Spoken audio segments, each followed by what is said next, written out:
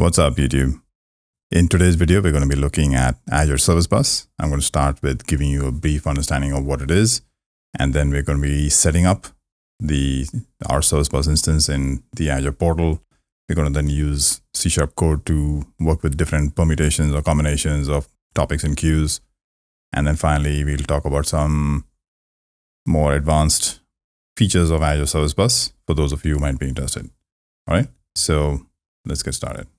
So Azure Service Bus supports queues. This is point-to-point, and topics, which are more like exchanges, and subscriptions are more like queues. So if you haven't seen my first two videos on Message Broker introduction, as well as RabbitMQ, if you're interested in RabbitMQ, please take a look at them over here. I'll put a link to that here.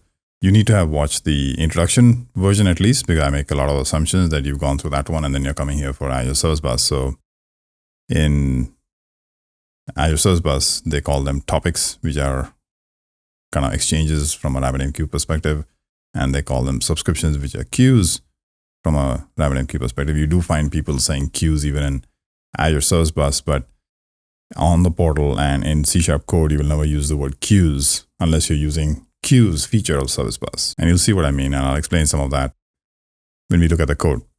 So I might use the terms topic and exchange synonymously, and similarly, I might use the terms subscriptions and queues synonymously. All right.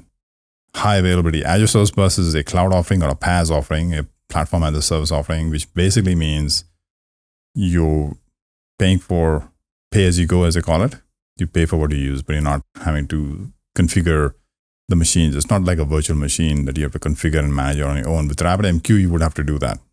Right? I don't know of any offering, at least in Azure and in Amazon got its own message queuing service, but with RabbitMQ, you would have to manage your own clusters and things. The same goes with Kafka, I believe, even though Kafka is more of event streaming, not an event message broker kind of thing.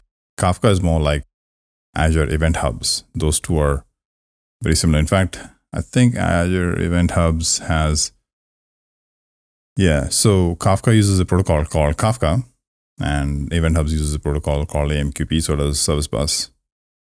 But I think a couple of years ago, they introduced this feature where you could have an application that you'd written initially for Kafka, like let's say a Java application, and without making any changes to the application code, just a config setting for the connection string, you can work with Event Hubs. So they've introduced that feature where Event Hubs talks Kafka, as in the protocol, but also talks AMQP. So your C# code and your Java code, if you've written your Java code in Kafka, or even you have C# also, there's Kafka SDKs for C# or .NET as well. Anyway, side bit of a off the topic thing there. High availability really means, one, that you get a lot of things for free. It's not free in the sense you don't have to work at it. You don't have to set it up. You don't have to configure it and manage it. In that sense, free.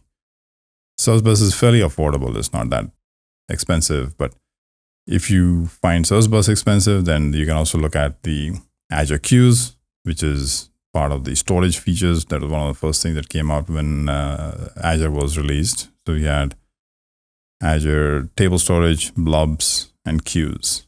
So this is Service Bus Queues. Azure Queues is a different offering, also a PaaS offering. And that is dirt cheap, but that's the queues feature where you got a point-to-point, one publisher, one subscriber, or one publisher, multiple subscribers, competing subscribers. But you can't have one message being published to something that gets then broadcast to other, in the case of topics, as we can see. So hopefully I'm not confusing you. I'm trying to just make sure people understand the difference between queues and topics, or queues and exchanges from a Rabbit perspective. In Azure Service Bus, they call them availability zones, or generally in Azure, essentially what it means is when you publish a message to a queue or a topic, by the time you get the ACK or the acknowledgement back from the call, the data has been persisted to a primary and two secondaries within the same region. Okay, so in the cloud world, a region is like let's say call it a city or a state. Could be much bigger, right? But they call them regions. And what they do is they back up your data in different data centers in the same region. So that gives you the protection that in case something goes wrong with one data center, you still have your data in another data center. They also have the concept of giving you backups across regions. So let's say East Coast, West Coast. ServiceBus, I don't think, has a full-blown solution to that. They have a solution for metadata only, which basically means your queues, topics, subscriptions have been set up in a different region, let's say East and West, but the data is not being sent to the other region. But in the case of a failure, your application doesn't have to know any change or difference. It'll just cut over to the other region, and because the settings are all the same, you won't lose the other messages that, let's say, for the data center that you're using before, they'll be persistent and durable. So when the data center comes back online, the data will still be there.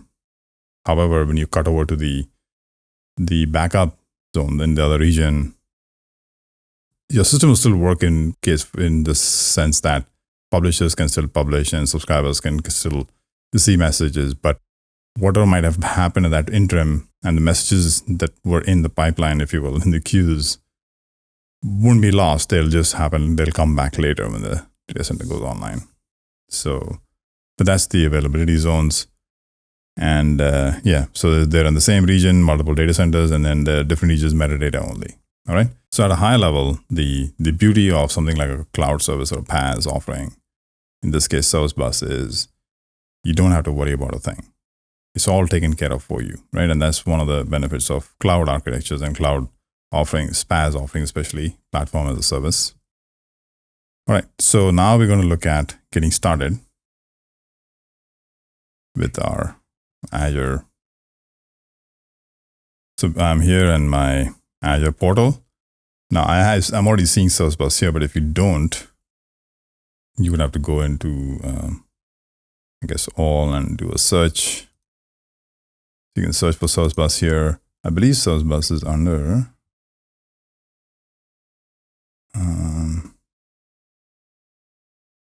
integration. Yes, so ServiceBus comes under integrations. In case you can't find it that way, you can find it here. In my case, I already have that in my home. So now I've got nothing here. The first thing you'll do is you're going to create a namespace. Namespace is just like a partitioning, if you will, within all of Azure. This is your namespace. So automatically everything that you create under that namespace is got that prefix of your namespace, and so there'll be no collisions, and it's all considered from the namespace. So if there's any collision, it'll be within your namespace, but not outside of your namespace, if that makes sense. What I'm going to do, I'm going to create a namespace. I'll explain some things as we move along. That's my subscription. I've got a bunch of resource groups. That is for my East US resource group. I'll just use that. Movie service. It has to be unique within your namespace, right? So if you already have something called movie service within, sorry, I don't mean namespace. In this case, this namespace has to be unique across all of Azure, because it's saying movie service.servicebus.windows.net. This will be in East US 2. And the pricing tier, the pricing tier, there's like the basic that's really cheap, but the basic does not have queues, topics. The standard has queues and topics, even though that looks like, that's $10 or whatever that is. It's actually very cheap. ServiceBus goes into millions of messages. I forget the rate and all that, but it's not a whole lot, right? So now, because in a large enterprise, if you're publishing so many messages, you can afford it. If you're playing with this stuff on a free account or whatever, don't worry about it. It's not that expensive. So, but I'll pick the standard because I want to work with topics and not queues. So that's that. All right. So then this is going to just validate, make sure everything is the namespaces and things. There are no collisions. There's no collisions. Then I create.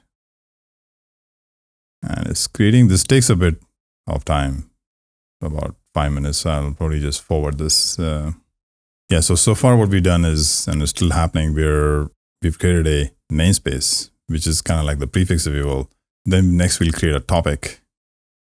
Not yet done. We'll create a topic, which is like an exchange in Rabbit. And then we'll create a subscription, which is like a queue that is bound to that exchange or that topic. Okay. So I'll use topic and subscriptions only because I'm working with Azure ServiceBus. But for those of you who are more familiar with like the Rabbit nomenclature, I'm trying to help you with that. All right. So now it seems to be done. I don't know. I see it here. Okay. So I just created this ServiceBus namespace. And now I can create my topics and queues within the namespace. So let's create a topic. I'm going to call this video received topic. The max size, this is the total size for the queue. That is all messages, and the size of all those messages combined should be 1 GB or 5 GB. And that's just a limitation, I think, on the tier. If you're in the premium tier, a whole lot of things change, not just message size so much, but just generally performance and uptime and scalability and all that. This is very different for the premium tier. Since we're on the standard tier, we get some limitations here. The message size, I think, is like 256K size per message, but basically the limit is on this. In this case, I'll just leave it 1 GB. The 1 GB is that all messages put together within the queue, there's a limit of 1 GB, right? So that's what it means. But a message per se, and they keep changing, I'm not sure. So I think it's 256K for the body part and 64K for the header part, something like that. And then on the premium tier, it becomes much, much bigger. Personally, I won't go anywhere close to even 64K. So make sure you keep your messages small, not very large in terms of the data. All right, then the time to live is by default, it's 14 days. Now, you can change the time to live at the time of publishing the message. And this is the default for all messages that don't have that set. But if you know for whatever reason within a certain application that when you publish this message, you want to increase or decrease the time to live, you can do that by code as well. It's not a big setting here. And then enable duplicate detection, we'll talk about after we do all the coding. Partitioning is essentially a way for ServiceBus to partition. At least you want to think of it conceptually. There may be physical partitions involved or may not be. That is managed by the ServiceBus infrastructure. But you can think of partitions as a kind of like a virtual partitioning. And so if you're looking at scale, then the partition becomes important, because if you're hammering the one partition, that might not be a good thing, right? In terms of the scalability that you might read. So I won't go into the details of that, but that's more to do with scalability. So I'm going to create this topic. So now that we've created a topic, okay, so now that we have the topic here, we're going to create a subscription. So for the subscription, we're going to create that. Now for the subscription, the name will be video received dot transcoder dot queue. Even though this is a subscription, I'm calling this queue. Max delivery count, I'm just keeping it in 1. This is like saying just deliver 1 at a time. Auto delete after, so that's like a long-term timeout. By default is 14 days. Again, this can be set in code, essentially just saying if any messages are retained in this queue, then they should be automatically deleted. Forwarding also we'll be talking about later. Sessions we're going to be talking about later. Okay, I'll just leave this as it is for now. Okay, so we got a topic. We've got our subscription, this name, and now we should be able to be ready to publish and subscribe or receive data from our queues. So let's do that. So I'm moving to now code here. I have a publisher here. Oh, one other thing, I'm going to have to go back to my ServiceBus and come in here. Okay, so for this ServiceBus namespace, I'm going to shared access policies. And okay, that'll give me the connection string. I'll just copy that. Now you can set up different roles that have different capabilities with regards to all of these features, right? So those can manage, can send, and can just listen. So you can say you can have a key created for only a sender and a key created only for a listener, and no manage, or you can have both send and receive, but no manage, right? I'm just using the thing, and because if you're trying to copy this, I'll have changed it by the time you see this video being published. All right, so here now in the publisher, my connection string is that, all right? And that's the topic name, video received topic. So this publisher is going to be publishing messages to the topic. And you could use from the portal, they have a Explorer or something. I forget what it is, some application that allows you to do that from here. So if I go into this topic, is it just directly from here? Yeah, ServiceBus Explorer. So you could actually publish, and there's some certain limited management capability they have with that tool. I'm not a big fan of the tool, but if you want to just try out and again test out your bindings and things, then you can use the tool. In fact, I'm going to just explain this code here. So I've got the connection string that I copy pasted from the Azure Portal. The topic name is the topic that we created. So video received.topic. And then they have a topic client, they have a queue client, topic client, management client. So management client is all of the management features of Azure ServiceBus, setting up queues, topics, bindings, permissions, all of that's management. So there's a different client for that. So it's fairly segregated and there's no overlap or confusion that this one topic. That's a good and a bad thing, right? Because you remember which client to use, but at the same time, it's confining that this client can only do these things. So this is the topic client. It can only work with topics and not with the queue, and can't do any management features that you might want to do in code. All right, so it takes the connection string, it takes the topic name. And now we have a topic client. And then essentially, I've just got a do while loop here. I've got some extra code here, but essentially just want to show you the basics. So I've got a file name I'm creating that's relevant to ServiceBus itself. I'm setting up the message body. Remember that the body of the message is opaque to the broker, as in the broker is not looking at that message. It doesn't care to know what's in there, and it cannot operate on it. So, and it's typically in binary. So even though you think you're sending a string, it's basically a byte array, right? As far as the way they're persisting is just a byte array. If you save it as JSON, you have to know to deserialize it as JSON. If you save it as XML, then that's what you have to do.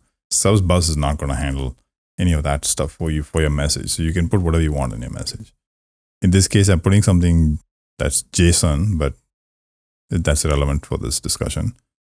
And then I'm converting that to a byte array. So now I've got a message. And then there are some properties, correlation ID and content type, which are sort of the well-known properties of ServiceBus. And then there are system properties, they call them. And then there are user properties. I'm creating my own user properties here. It's like a dictionary with the values and object, not a string, but it's an object. Username, I've called it, and stage something. Let's say, stage A. Just to show you basically that there are some system properties that are directly offer for the message. And then there's the user properties that you can have a number of user properties.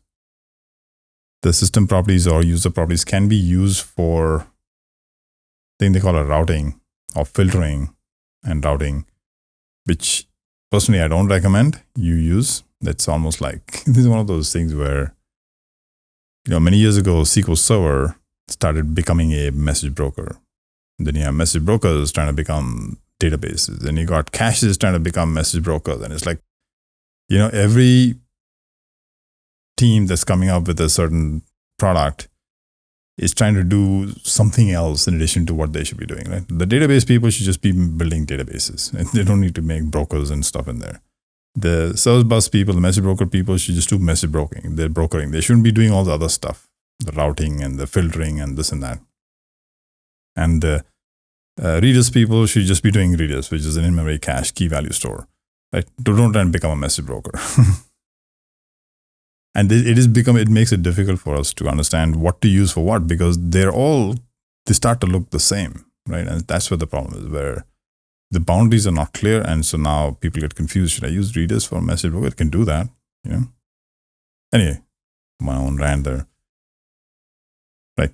So then I send this message asynchronously, and that's the message that was sent.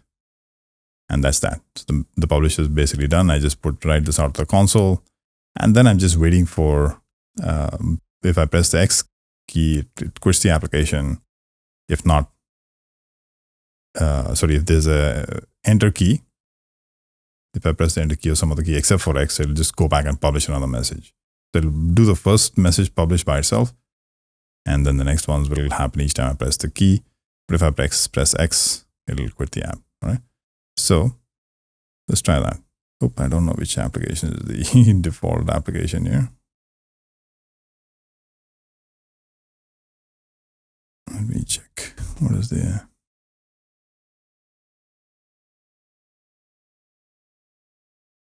Okay.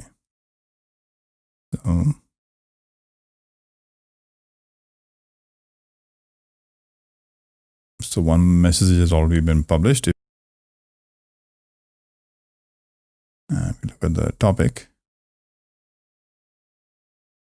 we should see one message is in there. So if I hit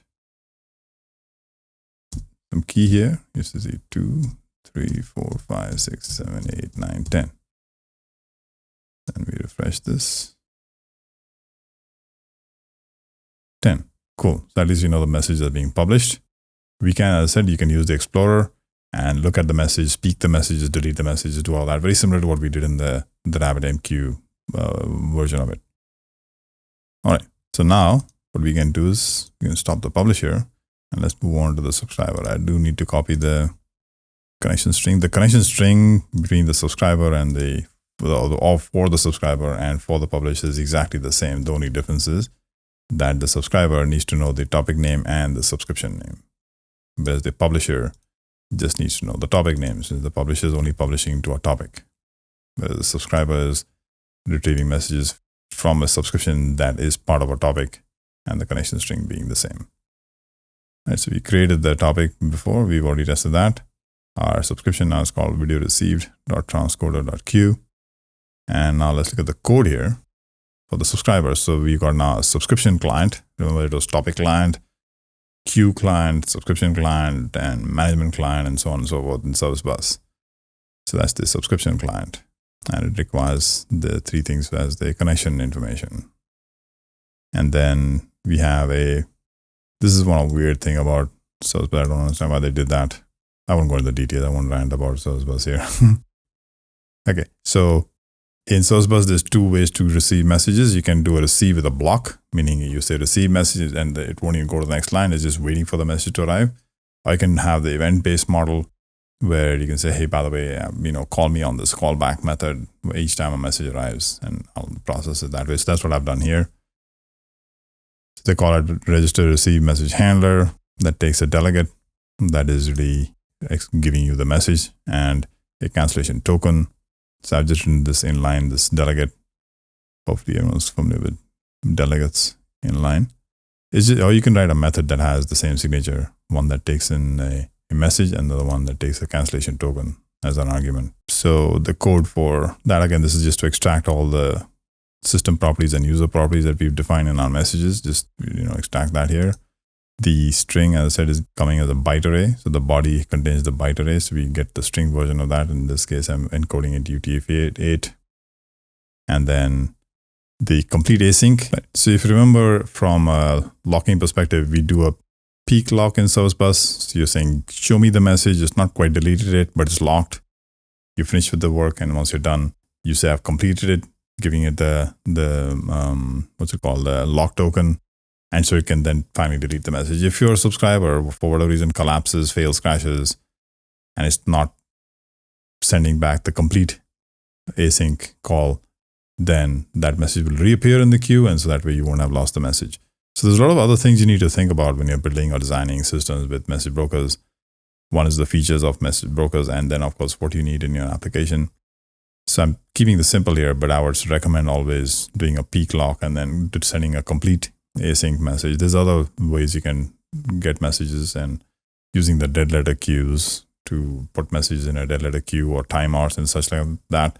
So, but let's not go into the complexity there. The idea is I'm receiving the message, but I'm not saying complete the message yet. I'll do the work. And once I finish the work, I'm sending back another call saying complete the message. That's a little more robust than just doing a delete as soon as you receive the message in case your subscriber crashes or something happens, right? And so that's what I'm doing here, complete async. And then this event, if you will, is done. But I'm blocked here waiting for messages to keep arriving. So the subscriber is just going to wait endlessly in this. It's not a loop, basically, it's an event. So this message will be called each time a message arrives. But then it'll wait until I press enter and then it'll quit the application. Right? So let me make this subscriber now the active application and run that. We should see our 10 message arrive. There it is, 10 message. Each message has already been arrived, has already arrived. Oops. Okay, so now it's just waiting, right? It's not doing anything because it's waiting for more messages to arrive. So now let's see if we can publish some more messages. I'm going to run this publisher, this time from the executable directly.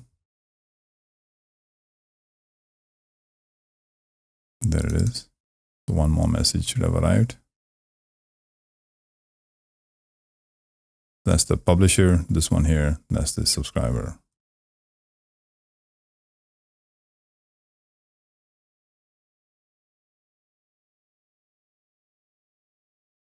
Whoa, what happened there?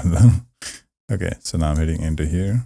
1, 2, 3, 4, 5, 6, 7, 8. So there it is.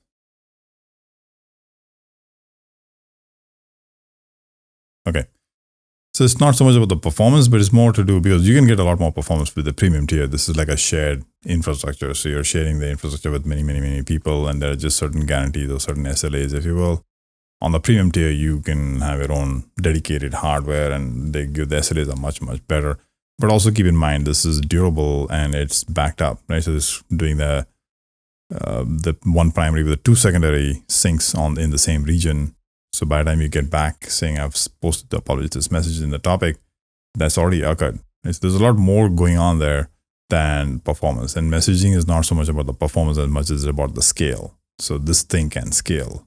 I mean, so can Rabbit if you know how to set up the clusters, but this comes out of the box. That's the benefit of ServiceBus and other cloud offerings. Okay, so we got this working. Now, let's say we had two or more subscribers, right? So what I'm going to do is go back here and open up.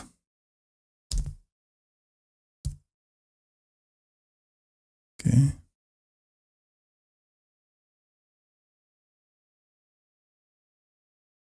Where is that?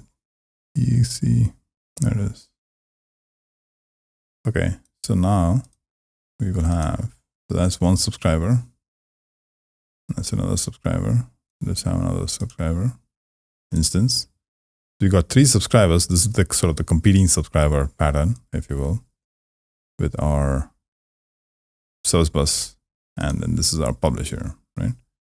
1 publisher, 3 subscribers. That is the first one we created. This is the second one we created. That's the third one we created. Okay, so now enter. It came here, came there, came here still, came here, came here, came here, came here. It's not come here at all.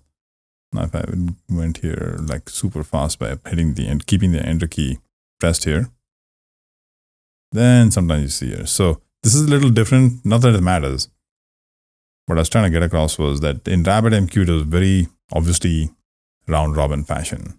In ServiceBus, it's not. It doesn't matter. You should never write applications or design a system that depends on competing subscribers, getting them one by one.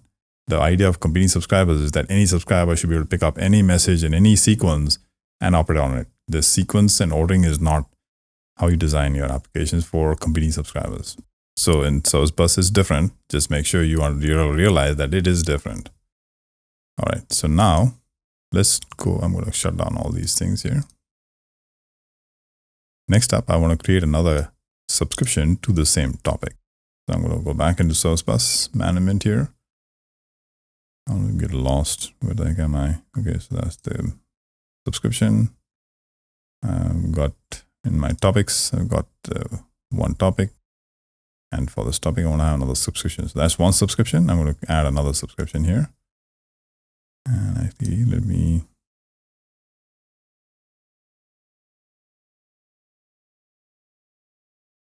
I don't know why I keep doing that, but I like to prefer to copy the name, even though the name is not going to be anything like it.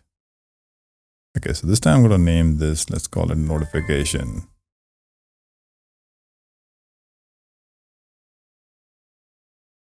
and .q. Again, max delivery count 1. Again, leave all this the same. Create that. Second subscriber subscription. I don't know why they call it subscription. It's a subscriber. Okay, so we have another thing here. 2 subscriptions. Now, what I want to do is, of course, I can certainly change in my subscriber. I can change the subscription here to an instead of transcoder.q, I'll say notification.q, and that'll work as well.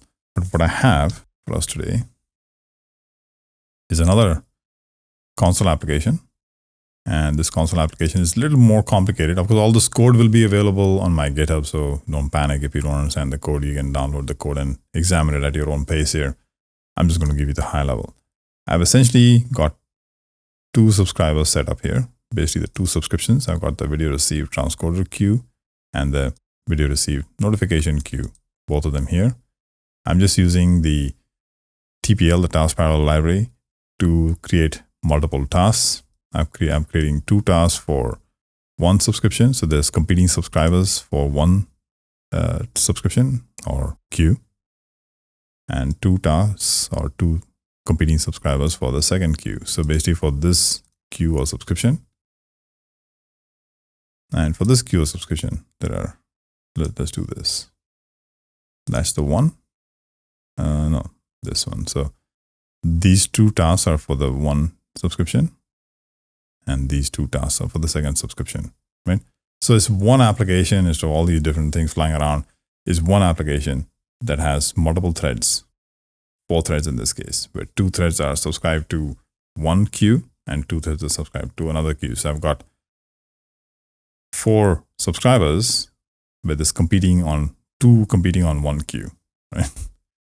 And the distinguishing factor here, when I receive the message, I'm just changing the color on the console from green to yellow, right? So now keep in mind there are multiple threads writing out of the console at the same time, but they're going to be green or red.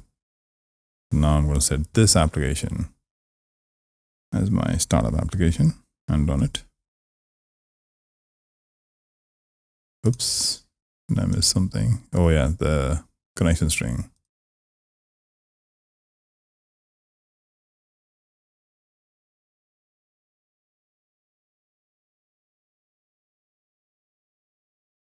Okay.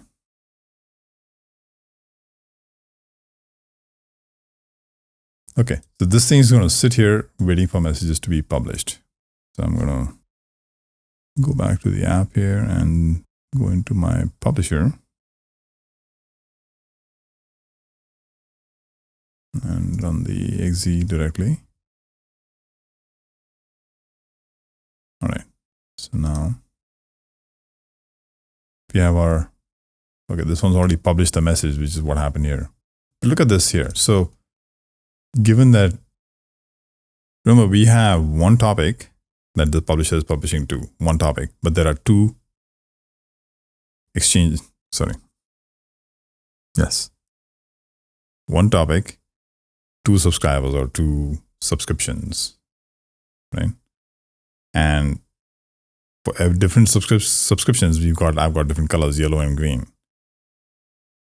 Apparently 2 messages were received on the same.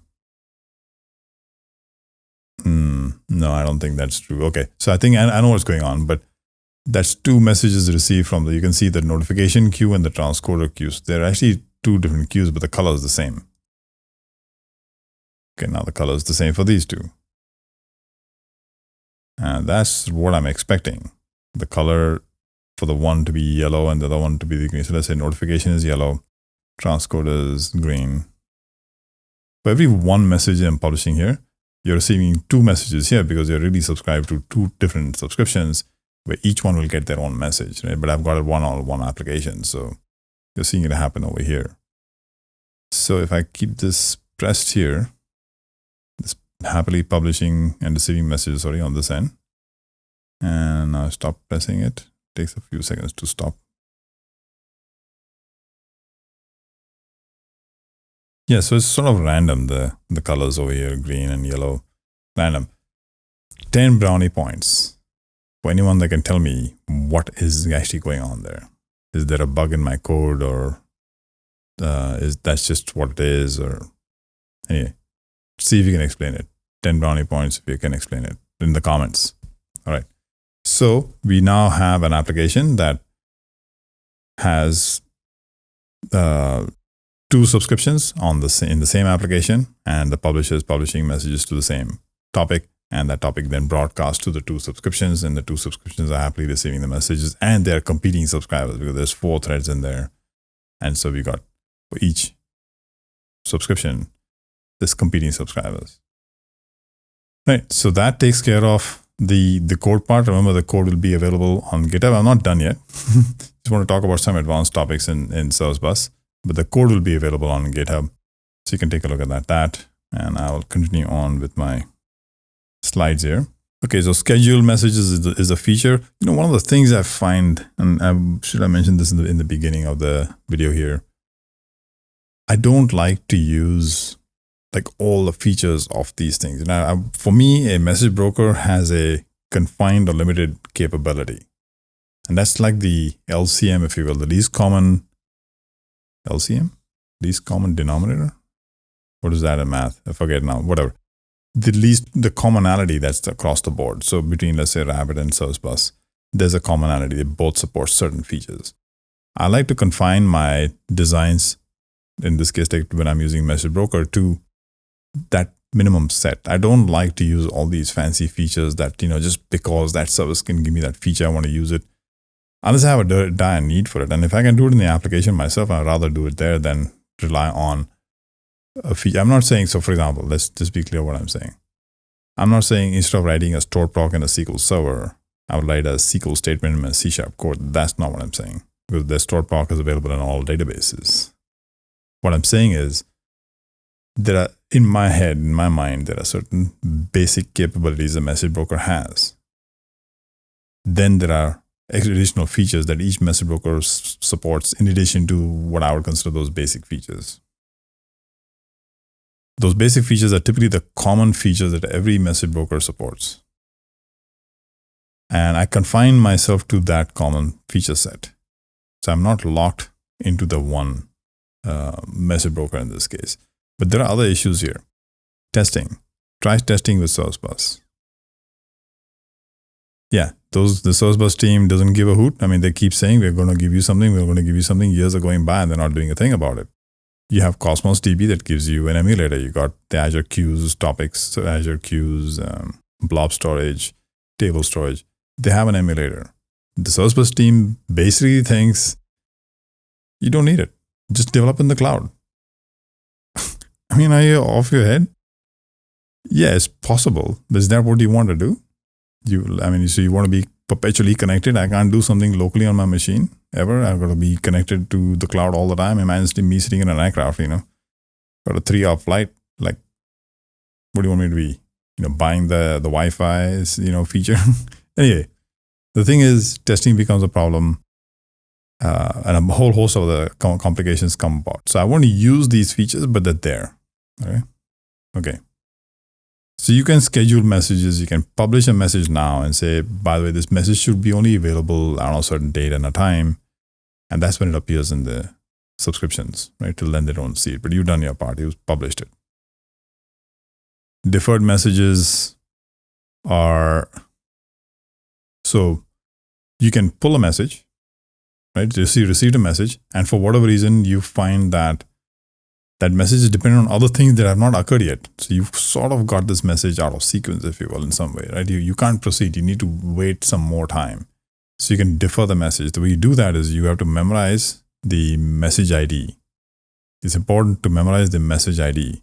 You need to store it somewhere. I don't mean memorize it in your head. So you can recover that message ID. And then you send this message back and say, I've deferred this message. The only way you can now retrieve that message is with that message ID. You will never see it without that message ID. So you don't want to lose that message ID. And so that's the deferred message. You defer it. And the next time you need it, you have to ask for it by message ID. You can't just say, give me the next message by message ID.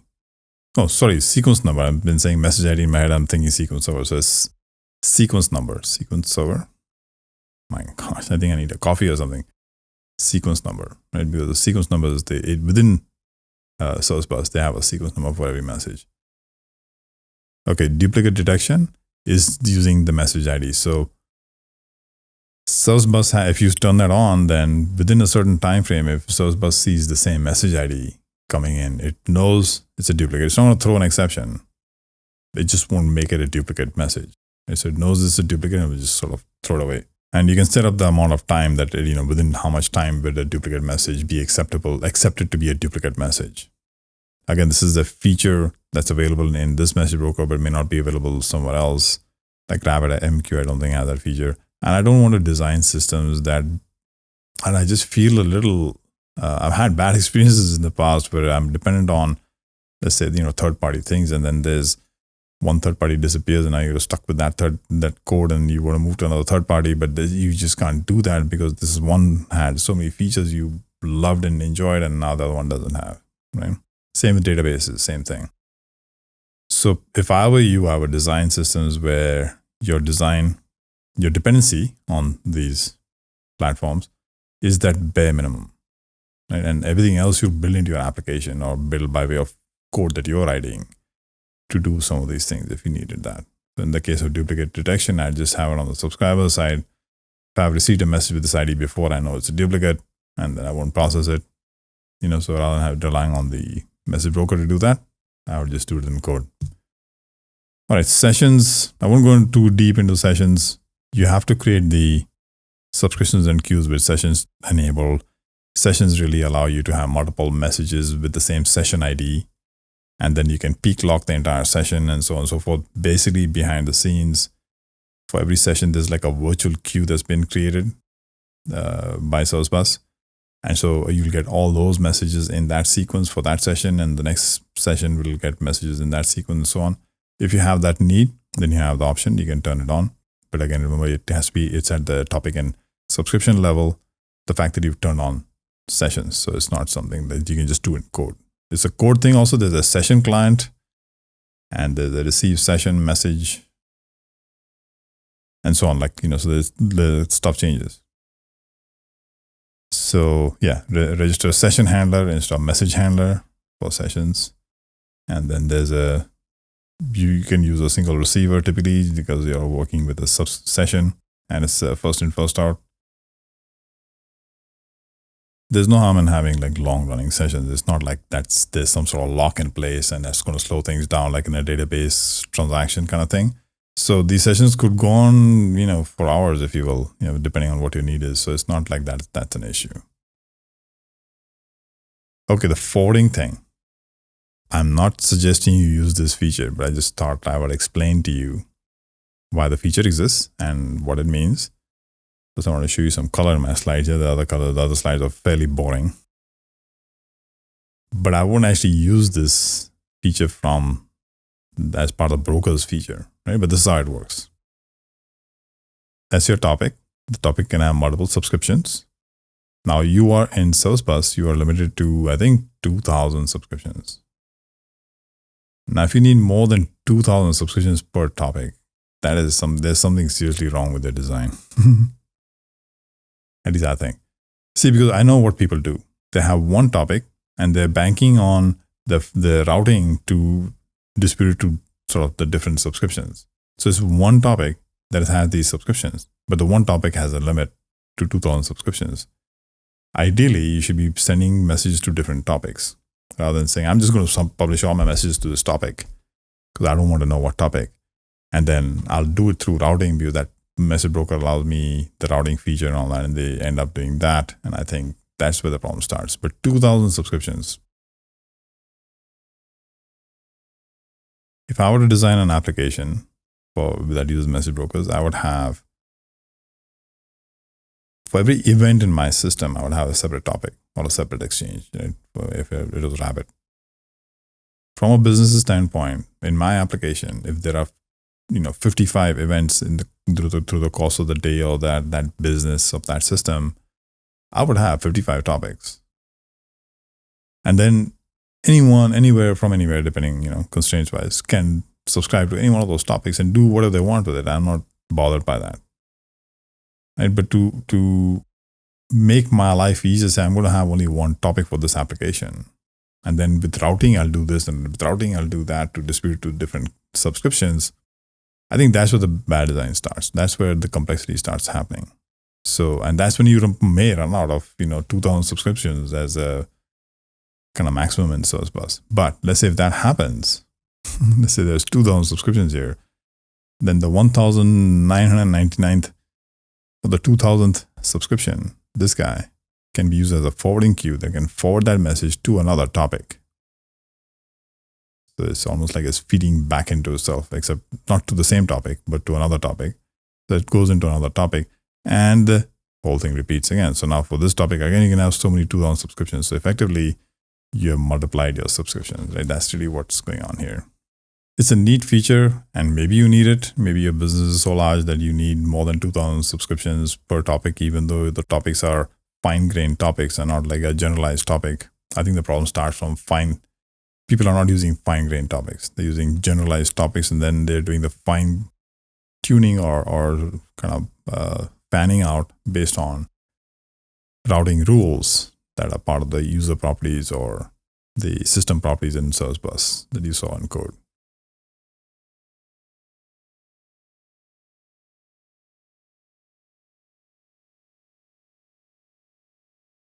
All right, so now finally, that brings us to the end of this video. I hope you've enjoyed yourselves. I hope you learned a few things. If you have, please give me a thumbs up, and I will see you next time.